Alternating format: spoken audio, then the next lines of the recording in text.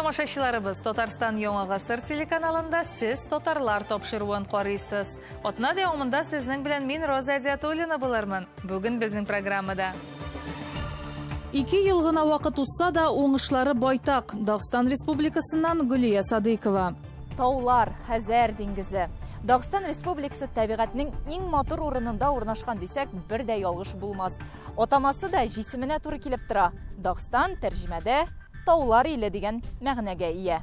Бер төбәктә 2 вазгыять. Ульяновск өлкәсеннән Рамис Сафин. Тарихи мәгълүматлар буенча да һәм өлкәннәрнең сөйләве буенча да Павловкада бер кайчан да мәчет булмаган. Аның исеменнән күренеп тора, бу поселокта гомер-гомергә элегелектән руслар һәм башка милләт кешеләре гомер иткән. Халкыбыз мирасын кадерләп саклаучы Тургай ансамбле. Свердлов өлкәсеннән видеоязма. Дәрт бирә, бик зур дәрт бирә. Көч күбәя. Яшәреп китәбез монда килсәк. Специально менә шул җыелышабыз. Сөйләшәбез, бәхәсләшәбез, җырлашабыз, бирешәбез. Хөсни хат сәнгате дип исемләнгән күргәзмә ачылды. Кешенең матурлыгы аның язуында ди халык әйтеме. Дөрестән дә элек-электән күркәм язу осталыгы бик югары бәяләнгән. Шуңадыр шамаилләр иң матур сәнгать төрләренең берсе. Тапшыруыбызны һәр вакыттагыча татарлар тормышында булган кайбер мөһим вакыйгалардан башлыйбыз. 2018 ел бөек татар галиме Шиһабеддин Мәрҗани елы дип игълан ителде. Аның 200 еллыгына багышлап Казанда һәйкәл ачылачак. Ул Казанның Мәрҗани мәчете янында булачак дип белдерде үз чыгышында Татарстан Республикасы президенты Рөстәм Миңнеханов. Бөтен дөнья татар конгрессы 2016 елдан алып татарча диктант акциясын уздыра. Узган ел акциядә Россиянең 20 төбәгеннән һәм ул чит илдән 2000-нән артык кеше катнашты. Акциянең максаты татар телендә хатасыз язарга өйрәнү, әдәби татар телен кулланучылар санын арттыру, татар әдәбияты әсәрләренә киң җәмәгатьчелекнең игътибарын юнәлтү. 2018 елда акцияны үткәрү 27 октябрьгә планлаштырылган. Барлык катнашучыларга сертификатлар тапшырыла, хатасыз язучыларга аерым бүләкләр биреләчәк. Татарстан Республикасы президентының хәйр фатихасы һәм ярдәме Татарстан һәм Үзбәкстан республикаларының мәдәният министрлыклары булышлыгы белән Үзбәкстанда Казан бию ансамбленең гастрольләре узды. Алар илнең татарлар күпләп яшәгән шәһәрләрендә булып, милләттәшләребез белән очраштылар. Кайбер видеоязмалар безгә дә килеп иреште.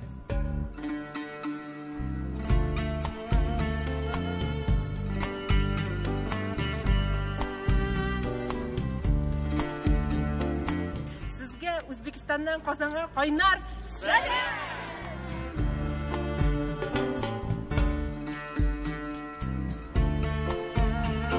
Татарлар бик күп, үзебезнең община бар, татарский. Очрашабыз, бәйрәмнәр үткәрәбез, туган туйлар үткәрәбез. Бик тату яшибез.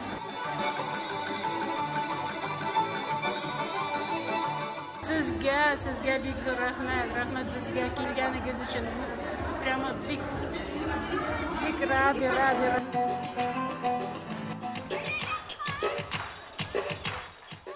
Матурларга саламлар, Татарстан халкы. Все было супер, за все бик зур рәхмәт. Сез аҗаипсыз. Сез җырларыгыз, биюларыгыз бик зур рәхмәт. Аллаһымда рәхмәтләрен Рустам Миңнехановка, татар халкыга һәммәсе супер булды. ТНВ-ны карыйбыз, тарелкабыз бар, карыйбыз ТНВ-ны. Татарларга теләкләрегез нинди булыр? Исән сау булыгыз. Бөтен дөньябызда тынчлык булсын. Күрешергә Худай насыйп итсен, бергә шатланырга Худай насыйп итсен.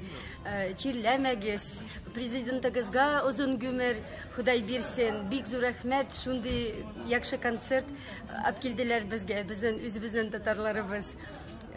Бик шатмыз. Бик зур рәхмәт барыгызга да. Бик зур сәлам Учкудуктан, иң эссе җирдән, Үзбекстанның иң эссе җире.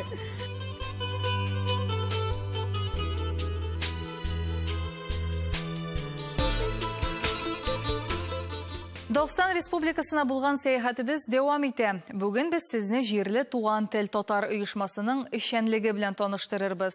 Ул 2016 елда барлыкка килгән һәм милләттәшләребезне берләштерүче тел, дин, мәдәниятне саклаучы бер үзәк буларак хезмәт итә. Эшли башлаганнарына 2 ел гына вакыт узса да, уңышлары бар. Гөлия Садыкова дәвам итәр.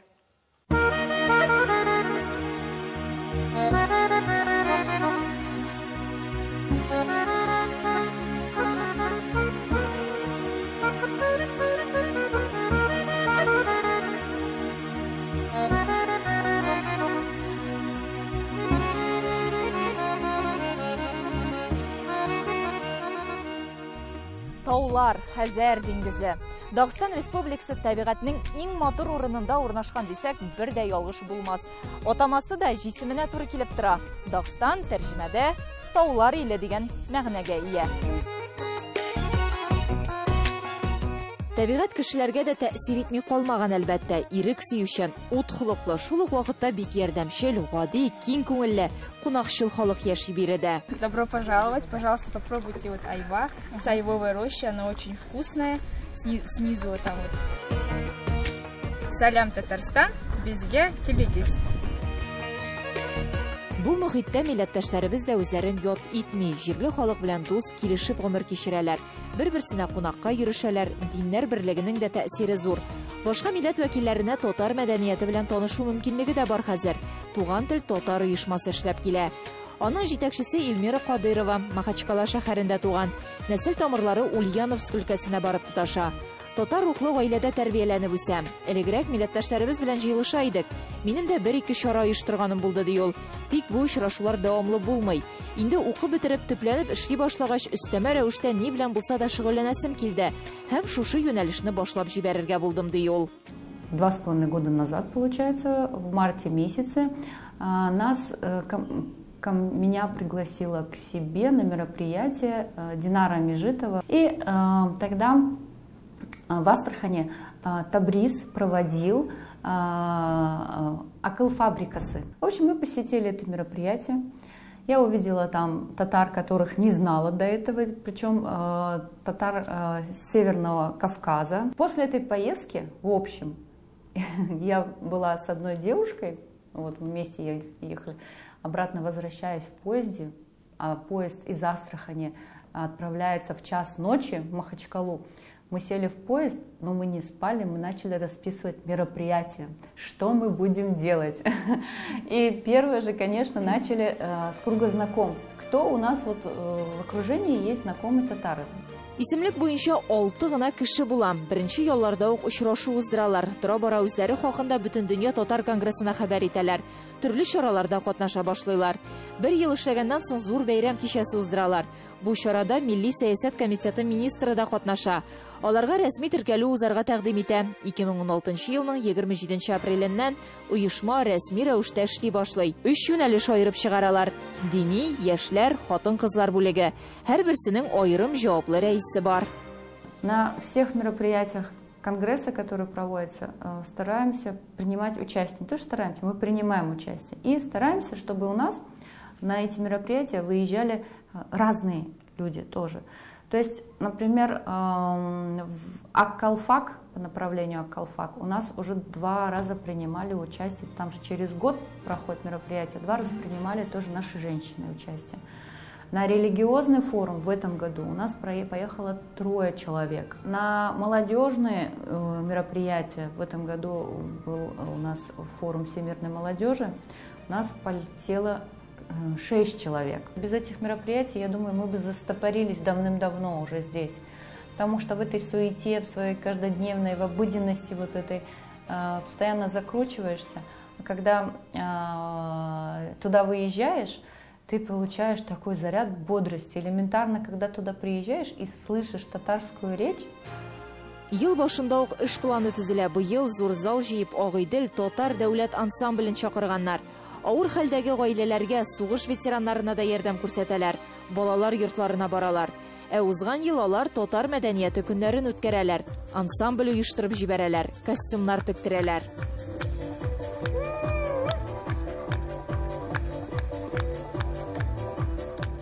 Татар теле курслары да оештырганнар. Татарстан Республикасы Мәгариф һәм фән министрлыгы дәреслекләр җибәргән. Укытучы мәсьәләсендә хәл итә алганнар. Не секрет, что наше взрослое поколение знает лучше татарский, чем мы. естественно, стали смотреть вот из взрослого поколения среди педагогов. У нас есть две учительницы. Одна учитель со стажем, с 25-летним стажем начальных классов, это еще моя первая учительница, а другая учитель иностранных языков. Вот. И, в принципе, обе они с удовольствием поддержали эту идею. Курс у нас заключался максимум 3 месяца. Это только выходной день. При Министерстве национальной политики есть такой ресурсный центр для общественных организаций. Нам предоставили этот ресурсный центр на время проведения уроков. И вот таким образом мы провели 3 цикла. Быйыл да октябрь ахырыннан татар теле курслары эшли башлаячак. Ярты ел элек аларга бушлай куллануга бүлмә дә бирәләр. Быйыл республика башлыгы грантына милли берләшмәләр арасында уза торган конкурста да катнашырга телиләр. Һәм тагын бер яңа юнәлеш буенча эш башларга әзерләнәләр. Ул татар көрәше. Бу яңалык һәм шулай ук оешма активистлары хакында сөйләүбезне киләсе тапшыруларыбызда дәвам итәрбез. Бүтін дөньяга сибелеп яшәүче милләттәшләребезгә Кукмара сәүдә маркасының иң яхшы эшләнмәләрен бүләк итү матур бер гадәткә әверелде. Менә бүген дә 3 литрлы мәрмәр линиясеннән булган ит кыздыра торган табаны без Махачкала шәһәрендә яшәүче һәм туган тел татар оешмасы җитәкчесе Илмира Фәрит кызы Кадыровага калдырабыз. Рәхим итеп алыгыз, ашларыгыз тәмле булсын, кунакларыгыз килеп торсын. Рәхмәт сезгә, рәхмәт килгән өчен. Тагы килгез безгә. Һава торышы нинди булуга карамастан, Кукмара савыт сабалары сезгә яхшы кәеф бүләк итәчәк. Якыннарыгыз һәм туганнарыгыз өчен рәхәтләнеп әзерләгез. Кукмара тәмле ризык, уңайлы савыт саба. Гүлия Садыкова, татарлар, Махачкала, Дагыстан Республикасы. Бүген Ульяновск өлкәсендә 122 мәчет теркәлгән. Узган атнада аларның саны тагын 2-гә арткан булыр иде. Ләкин кызганычка каршы аның берсенә төзелергә насыйп булмаган. Карсун районының 6 татар гаиләсе гомер иткән Карлы Үрән дигән урыс авылында яшәүчеләр мәчет төзүгә бер тавыштан каршы чыкканнар. Ә менә башлыча шулай ук православие динендәге халыклар яшәүче Павловка эшчеләр бистәсендә исә яңа мәчет бинасы файдалануга тапшырылды. Бер төбәктәге 2 вәзгыятне Ульяновскидагы үз хәбәрчебез Рамис Сафин өйрәнде.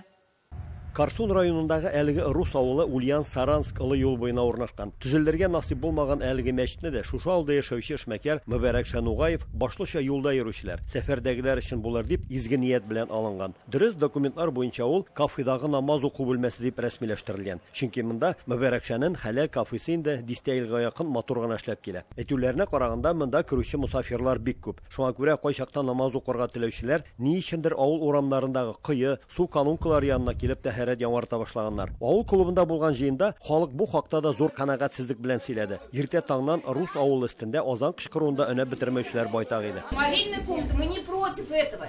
Понимаете, мы хотим развеять сомнения по поводу того, чтобы это впоследствии не было никакой открытия мечети. Вот единственное все, о чем мы сейчас говорим. Прошел такой случай. 3 месяца будет молельная комната, а потом оформляется мечеть. А там кричать не буду. Мечеть, а не молельная комната. Я и говорю, молельная комната, чем он мешает? Ни кызганыч, 1 сәгатькә якын барган сөйләшү мәчет төзергә теләүчеләр файдасына булмады. Пускай регистрируют, как, например, магазин, чего ли там. И в ней, подожди, стоп. И в ней, пожалуйста, пускай будут устраивать молельную комнату. Голосуем. Нет.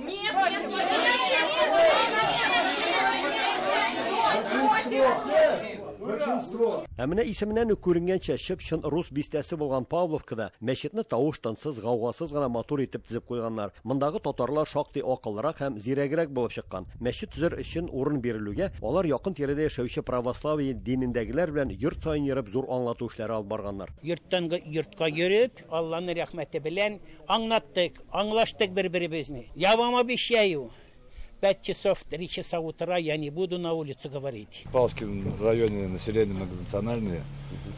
Присутствует много всяких конфессий, национальностей. И поэтому все у нас проходит нормально, гладко, спокойно. Все только рады, мусульмане, что они наконец обрели свой храм. дружеское отношение керек күрсәтергә. Монда шунда әйтү урынлы булыр. 97%-тан артык христиан динен тотучылар яшәгән район үзәгендә чиркәү юк. Дөрес, элеккеге чиркәү бинасында совет елларында мәдәният йорты булган. Хәзер аны халыкка кайтарып биргәннәр. Анда бүген төзелеш эшләре бара. Өлкә үзәге Ульян шәһәреннән иң еракта урнашкан. Саратов һәм Пенза өлкәләре белән чиктәш булган Павловка районында 17 меңнән артык кеше гомер итә. Шуларның 3 меңе татар милләтеннән. Тарихи мәгълүматлар буенча да һәм өлкәннәрнең сөйләве буенча да Павловкада бер кайчан да мәчет булмаган. Аның исеменнән күренеп тора, бу поселокта гомер-гомергә элегелектән руслар һәм башка милләт кешеләре гомер иткән.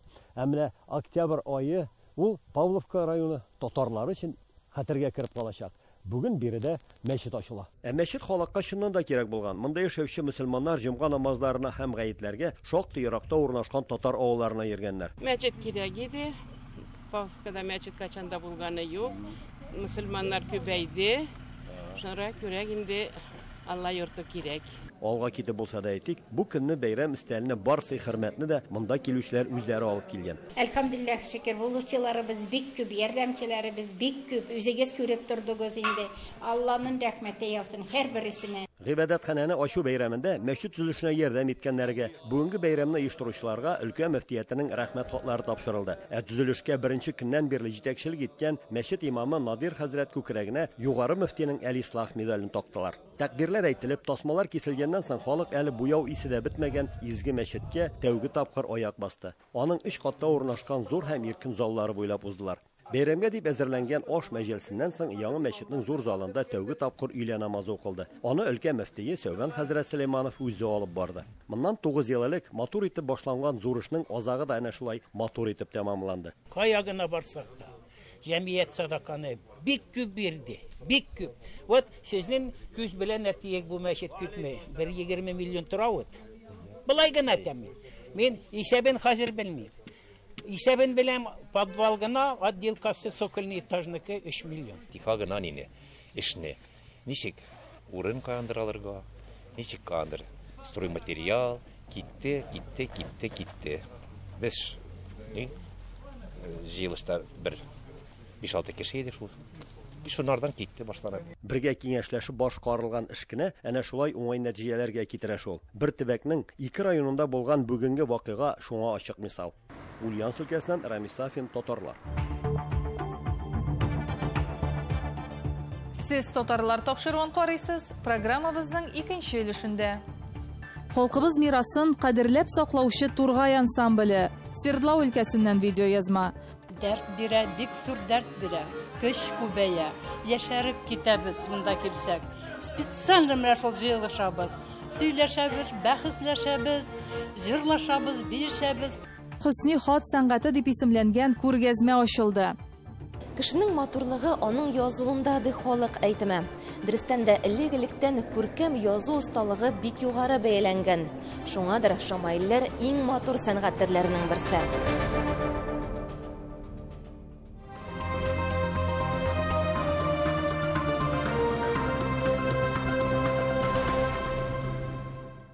Дәвам итәбез. Без сезне хәзер Свердлов өлкәсендә урнашкан Табанлы күл авылына алып барырбыз. Аның халкы милләтенең гореф-гадәтләрен, йолаларын, тарихын кадерләп саклый. Менә инде 44 ел дәвамында биредә Тургай ансамбле уңышлы гына эшләп килә. Киләсе елда юбилейларын билгеләп үтәргә ниятлиләр икән. Авыл, аның тарихы һәм аның турында җырлаучылар хакында үз хәбәрчеләребез видеоязмасында. Татар авылының тормышын клубсыз һәм милли җырларсыз күз алдына да китереп булмый. Свердлов өлкәсенең Красноуфим районында урнашкан Табанлы күл авылы халкы Тургай исемле ансамбльдә иҗат итә. Бүген анда 12 кеше шөгыльләнә. Алар өчен концертлар белән сәхнәдә чыгыш ясау җан рәхәте. Әле генә юбилеемне уздырдым, 70 яшь, бик яратып, бик сөенеп, бөтен җанымны, тәнемне биреп, киемнәр әзерләргә, күлмәкләр тектерергә булышып, алар руководительләргә булышып, дәртләнеп йөреп ятам, җырларга да беләм, биергә дә беләм. Тырышам, өйдә тик ятмаска. Ансамбль репертуары катнашучыларның яраткан җырларыннан тупланган. Дәрт бирә, бик зур дәрт бирә. Көч күбәя. Яшәреп китәбез монда килсәк. Специально менә шул җыелышабыз. сөйләшәбез, бәхесләшәбез, җырлашабыз, биешәбез, кайгыларыбызны сөйләшәбез, дәртләнеп, яшәреп өйгә кайтып китәбез. Бакча карыйбыз, мал карыйбыз, бөтен нәрсә кулдан килә. Әле яшәргә вакыт бар. Ансамбльнең баянчысы Свердлов өлкәсендә танылган кеше, атказанган мәдәният хезмәткәре Ләбиб Сисәнбәев. Быел ул үзенең 85 яшьлек юбилеен билгеләп үтте. Гасыр чиреге ул авыл клубының директоры булып эшләгән. Ә бит элек Табанлы күл авылы хәзергә Түбән Серга районы Әрәкәй авылы кебек үк татар мәдәнияте үзәге булган. Мине школдан биргә Ләйва өйрәтте инде. Нашу нине яратып калдым да. Беренче биюе казак биюен өйрәтте почему-то. Минең яни татарча түгел, былкылдак дигән бию биегән булды мин Ләйва өйрәткәнчә. Укытучылар белән бергә алар концерт бирәләр. Без һәрбер праздник сайын Ләйва бигә обращаться итәбез. Стихлар язып бирәбез безгә. Менә татарча сүзләргә тел бармыйрак та хәзер инде бозылып киткәнбез. Шуңа күрә Бүген Тургай ансамбле үзенең иҗаты белән авыл халкын һәм аның кунакларын сөендерә. Шулай ук алар район һәм төбәк-ара конкурс фестивальләренең даими катнашучылары да. Ләйсәнә Садретдинова, Әлфия Габдушева, Татарлар, Свердлов өлкәсе. Шамаилләр ислам диненең нәфислеген, тирән фәлсәфәсен ачучы борынгы сәнгать төре. Казанлылар хәзерге заман каллиграфиясенең шедеврлары белән таныша ала. Кол Шәриф мәчетендә урнашкан Ислам мәдәнияте музеенда Хөсни хат сәнгате дип исемләнгән күргәзмә ачылды. Биредә Ирсика халыкара конкурсында җиңү яулаган шамаилләр урын алган. Күргәзмәдә безнең хезмәттәшебез Ләйсән Хаҗиева да булып кайтты.